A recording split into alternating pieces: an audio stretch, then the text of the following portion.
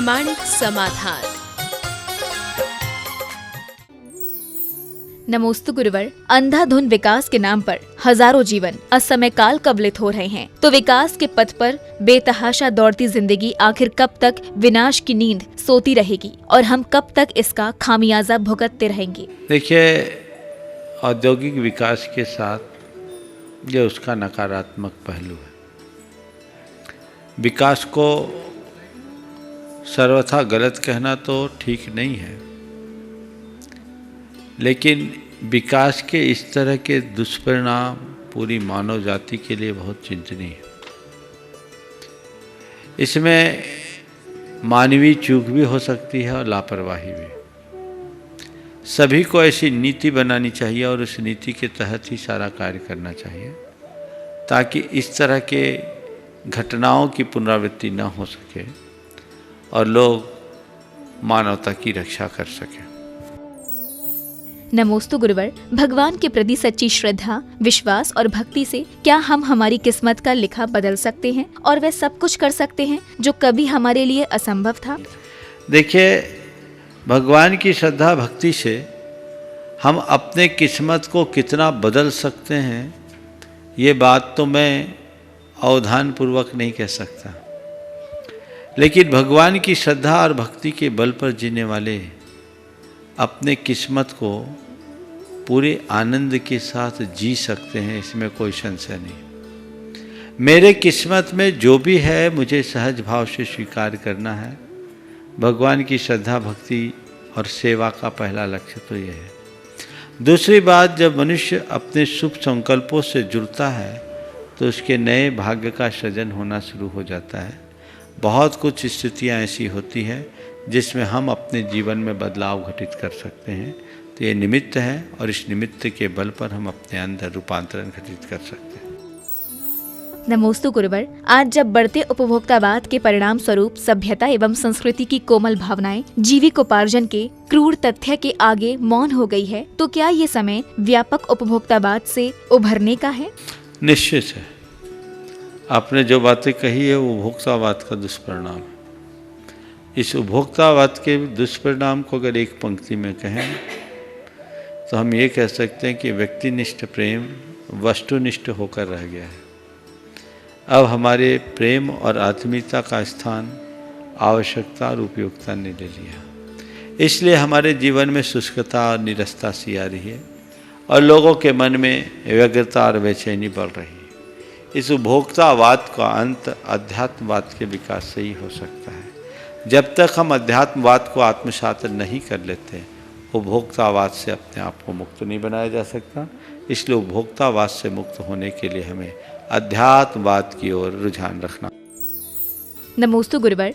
मेरे पिताजी 2 प्रतिमाधारी थे और रात्रि में उनका अन्न जल का त्याग था, परंतु उनकी समाधि के दौरान उनके मांगने पर मैंने उन्हें पानी पिलाने की गलती की थी, तो मैं इसका पश्चाताप कैसे करूं? देखिए, पिताजी की अगर समाधि हो गई तो ये आपके जीवन की एक बड़ी भूल है, जो आपने जानबूझकर तो नहीं किया पर मोह में पड़कर कर दिया। प्रायः जब समाधि आदि में रहते हैं या अंत अवस्था निकट आती है तो लोगों के साथ ऐसी स्थितियां निर्मित हो जाती है और मति भ्रमात्मक स्थिति बनती है। उन्हें स्मृति शेष नहीं रहती, क्या करना है क्या नहीं करना है इसका उन्हें ध्यान नहीं रहता, और ऐसे समय में लोग रात्रि आदि में भी जल आदि मान लेते हैं। उस समय आपको चाहिए था कि उन्हें पानी पिलाने की जगह उन्हें थोड़ा संबोधन देते और उन्हें कहते आपके रात के भोजन का त्याग है, आपने भोजन त्याग कर रखा, पानी त्याग कर रखा, अभी रात अभी नहीं लेना चाहिए, सुबह होने दीजिए फिर देंगे। तो थोड़ी देर में वो मान भी जाते हैं, लेकिन आपने भावुकतावश ऐसा किया। इरादा गलत नहीं था लेकिन परिणाम गलत निकला। अब इस विषय में इस मंच के माध्यम से तो कुछ कहा नहीं जा सकता। जब भी प्रत्यक्ष गुरुजनों का सानिध्य मिले उनसे निवेदन करके अपना प्रायश्चित लें। और इस मंच के माध्यम से मैं उन सब लोगों से कहना चाहता हूँ जो अंत स्थिति में अपने माँ बाप की सही सेवा करना चाहते हैं, ऐसे समय में उन्हें संबोध दें, उन्हें इस तरह का कार्य न करने। नमोस्तु गुरुवर, हम लोग भगवान की मूर्ति की पूजा करते हैं, जबकि मेरे कुछ मित्र कहते हैं कि भगवान तो एक ही होते हैं और उनकी मूर्ति के बारे में कहीं नहीं लिखा है। तो इस संबंध में आप कुछ मार्गदर्शन दें। देखिए, जो मानने को राजी नहीं होने कोई नहीं मना सकता। मैंने इस विषय में अनेक बार प्रकाश डाला है। जैन परंपरा जब से है तब से मूर्ति पूजा का चलन है, और ये बात पूरी तरह प्रमाणित है कि भारत में मूर्ति पूजा का चलन जैनियों से हुआ। वेदों और उपनिषदों में भी मूर्ति पूजा का उल्लेख जैनों के बाद देखने को मिलता है। मैं जैन आगमों में तो मूर्ति पूजा का उल्लेख अनेक से मिलता ही है। मैं आपको बात बताना चाहता हूँ डॉक्टर राखलदास बनर्जी की, जिन्होंने जैन स्थापत्य और कला नाम से पुस्तक लिखी और भारतीय ज्ञानपीठ से 3 भागों में प्रकाशित है। उसमें उन्होंने लिखा कि भारत में मूर्ति पूजा का चलन जैनों से हुआ, और इसके प्रमाण स्वरूप उन्होंने सबसे पुराना जो पुरावशेष है हड़प्पा और मोहनजोदड़ो के उत्खनन से प्राप्त, उसका संदर्भ दिया। हड़प्पा और मोहनजोदड़ो में हड़प्पा में एक नग्न मानव धड़ मिला जिसका सिर नहीं, हाथ नहीं, पैर नहीं, बाकी पूरा रूप है, जो पूरी तरह एक दिगंबर तीर्थंकर की मूर्ति के रूप में दिखती है। Doctor TN. रामचंद्रन, जो उस समय के पुरातत्व विभाग के महानिर्देशक थे, उन्होंने अपनी पुस्तक हड़प्पा एंड जैनिज्म में इस बात का उल्लेख किया और इस बात को प्रमाणित किया कि हड़प्पा कालीन युग में जैन तीर्थंकरों की पूजा होती थी। मोहनजोदड़ो के उत्खनन से प्राप्त अनेक अवशेष ऐसे हैं जो जैन तीर्थंकरों के मूर्ति पूजा का उल्लेख करते हैं। वहाँ FGH 449 जो एक फलक संख्या है, उसमें भगवान ऋषभदेव की कायोत्सर्ग मुद्रा में उत्कीर्ण एक मुद्रा भी देखने को मिली। कुछ अन्य मुहरे भी मिले हैं और एक में बैल भी बना है जो भगवान ऋषभदेव का चिन्ह है। डॉक्टर राम प्रसाद चंद्रा, जो उस समय के महानिर्देशक थे आर्कोलॉजिकल सर्वे ऑफ इंडिया के डायरेक्टर जनरल, उनकी एक शोध कृति है सिंध 5000 से गो। उसमें उन्होंने इस बात को प्रमाणित किया कि ये जैन तीर्थंकरों की मूर्ति है। डॉक्टर राधा कृष्णन ने अपनी पुस्तक इंडियन फिलॉसफी में इस बात का उल्लेख किया, और ये बात भी जानने की है कि भगवान महावीर के काल में भी हमारे तीर्थंकरों की पूजा अर्चा होती थी, और इसका उल्लेख कुमारी पर्वत पर सम्राट एल खारवेल के द्वारा अंकित किए गए 84 पंक्ति के लेखों से मिलता है। भगवान महावीर के बाद लगभग 150 वर्ष के बाद 9वां राजा जो नंद था, उस नंद के बाद 150 वर्षों के बाद खारवेल का उड़ीसा का कलिंग का एक राजा हुआ खारवेल, लगभग 150-200 वर्ष बाद। उसे मालूम पड़ा कि कलिंग में कलिंग जिनके नाम से ख्यात भगवान ऋषभदेव की बड़ी मनोज्ञ प्रतिमा थी। मगधों ने अंतिम जो मगध वंश का अंतिम 9वां नंद था, उसने उसे उठा करके अपने यहाँ स्थापित कर लिया था। उस समय मगध की राजधानी उज्जैनी थी। वो भी जैन राजा था। कलिंग पर चढ़ाई करने के बाद वो आदिनाथ भगवान की प्रतिमा को ले गया, और उसके बाद कलिंग में कोई भी प्रतापी राजा नहीं हुआ। एक लंबे अंतराल के बाद, लगभग 100-125 वर्ष के अंतराल के बाद, एल खारवेल नाम का एक महाप्रतापी राजा हुआ, और उसे मालूम पड़ा कि हमारे धरोहर को मागधों ने हर लिया है। तो उस समय उसने मगध पर चढ़ाई की, और मगध का राजा होता था पुष्यमित्र, और मगध की राजधानी उज्जैनी से हटकर पाटलिपुत्र बन गई। उसने पाटलिपुत्र में पुष्यमित्र पर चढ़ाई की, उसे बंदी बनाया, और भगवान ऋषभदेव की उस कलिंग जिन को कहते हैं गजरथ पर बिठाकर वहाँ ले गया, और वहाँ 200 योजन में रहने वाले सभी साधुओं का महासम्मेलन किया। इन सब चीज़ों का उल्लेख उसमें है, जो 84 पंक्ति की उस पूरे के पूरे शिलालेख में, जो इस बात को बताता है कि भगवान महावीर के काल में भी तीर्थंकरों की पूजा अर्चा होती थी। इसी प्रकार मथुरा का कंकाली टीला, वहाँ के उत्खनन से प्राप्त बहुत सारे ऐसे अवशेष हैं। ईसा की 2री शताब्दी तक की कुषाण कालिक मूर्तियाँ भी वहाँ से निकली हैं, और वहीं पर एक देव निर्मित स्तूप मिला है। उस स्तूप को देव निर्मित कहा जाता है क्योंकि उसकी रचना काल का किसी को पता नहीं कब बना। प्रोफेसर राम प्रसाद शर्मा ने उसके विषय में लिखा है कि ये ईसा पूर्व 7वीं शताब्दी में इसका जीर्णोद्धार हुआ था। यानी भगवान पार्श्वनाथ के काल से पहले भी वो स्तूप था। तो ये इस बात का प्रमाण है कि जैनों के मूर्तियों की पूजा अर्चा बहुत प्राचीन काल से होती थी, आज भी होती है। हमारे शास्त्रों में इसका उल्लेख तो है ही, और मनोवैज्ञानिक इसका प्रभाव भी है। हम इस बात को कोई माने न माने, हमें मानना चाहिए। और हमारे यहाँ ईश्वर को किसी एक सर्वशक्तिमान ईश्वर के रूप में मूर्ति की स्थापना नहीं की जाती। हम गुणों का आरोपण करते हैं। हमारे यहाँ बिंब प्रतिष्ठा होती है, जिसमें हम तीर्थंकरों के समस्त गुणों को उस प्रतिमा में, उस मूर्ति में स्थापित करते हैं और उनमें जीवंत रूप देखने की कोशिश करते हैं। वस्तुतः ये मूर्ति और कुछ नहीं है, हमारे भीतर के अमूर्त तत्व को जानने के लिए एक मूर्त प्रेरणा का प्रतीक है, और ये युग युगांतरों से चला आ रहा है। कोई इसे माने या न माने, उन्हें बताना चाहिए। मैंने पहले इस विषय में काफ़ी विस्तार से चर्चा की है, आपने वो वीडियो उनको ज़रूर भेजा होगा। आज इस बात को और जोर दीजिए। ऐसे व्यक्ति को चाहिए कि वो भारत के इतिहास को पढ़े, जैन परंपरा के इतिहास को पढ़े, तब उन्हें समझ में आएगा कि मूर्ति पूजा का यथार्थतः महत्व क्या है और जैन परंपरा में मूर्ति पूजा कितनी पुरातन है। जब से जैन धर्म है तब से मूर्ति पूजा का चलन है।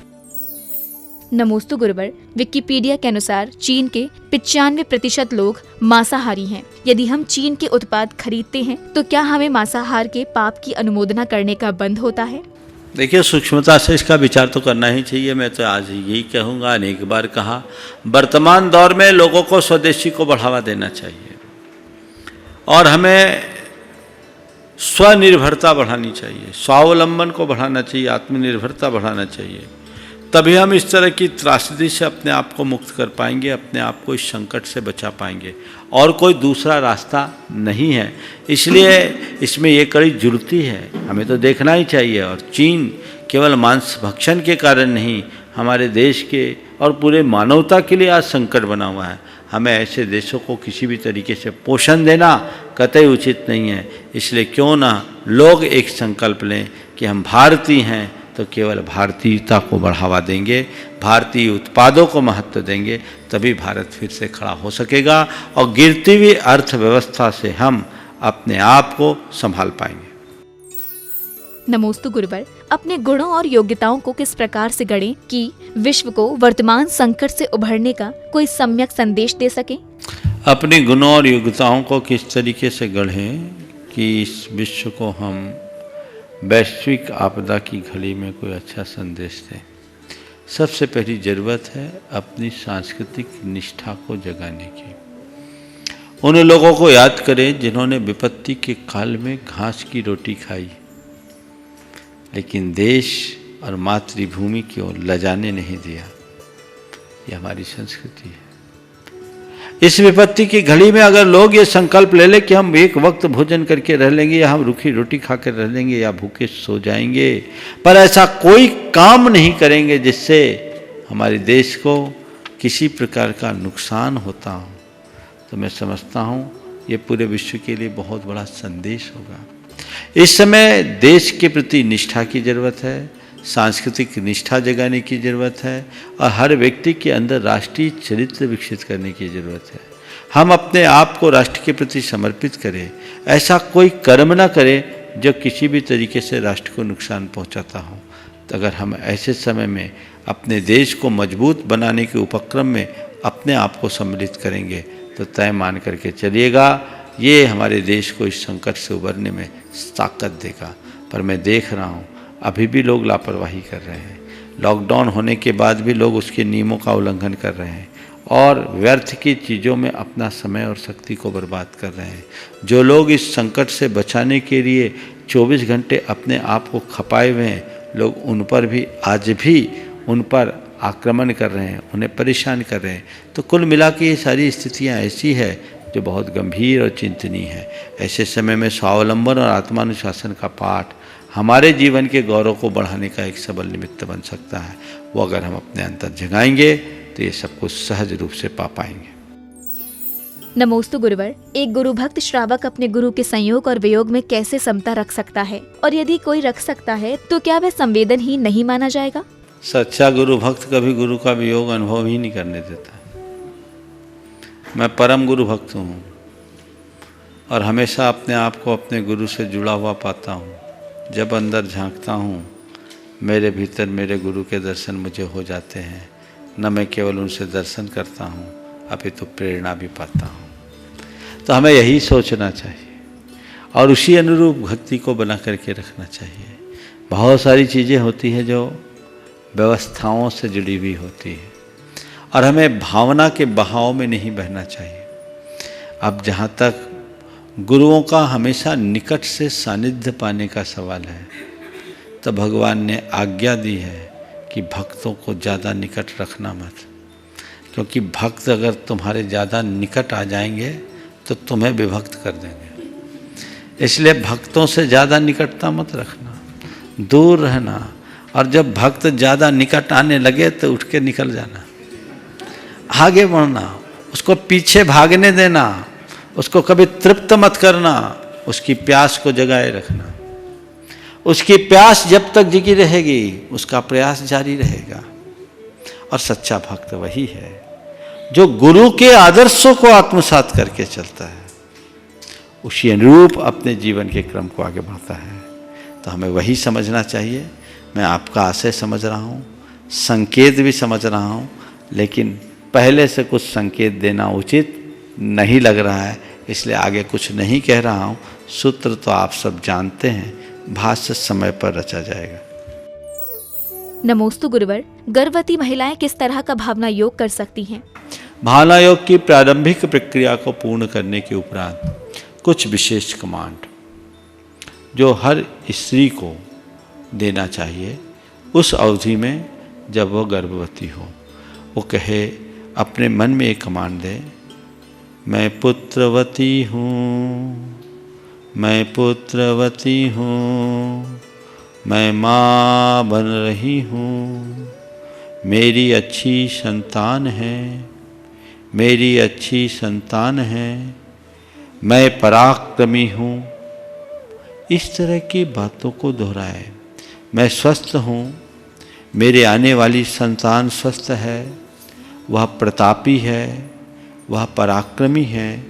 इस तरह की बातों को बार बार दोहराने से उसमें सकारात्मकता जाएगी।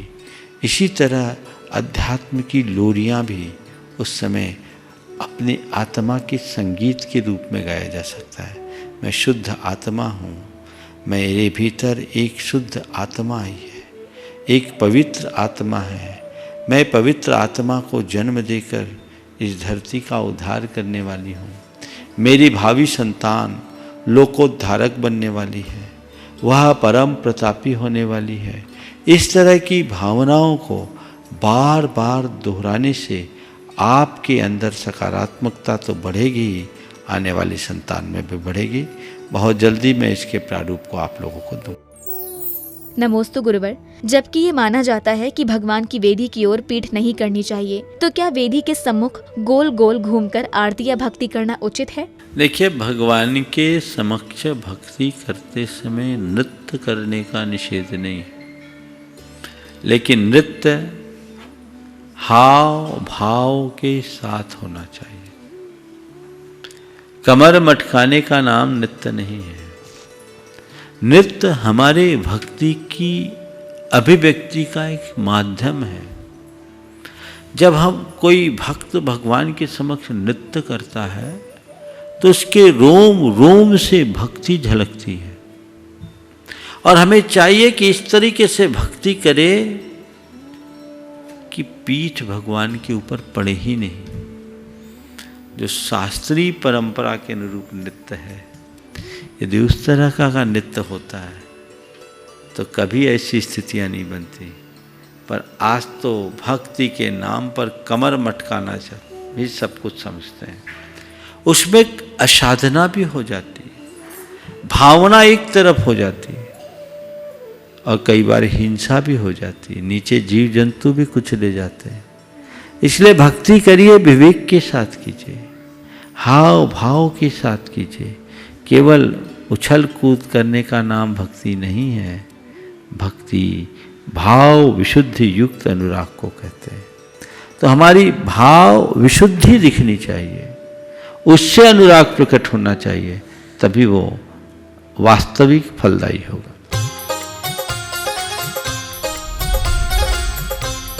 प्रामाणिक समाधान।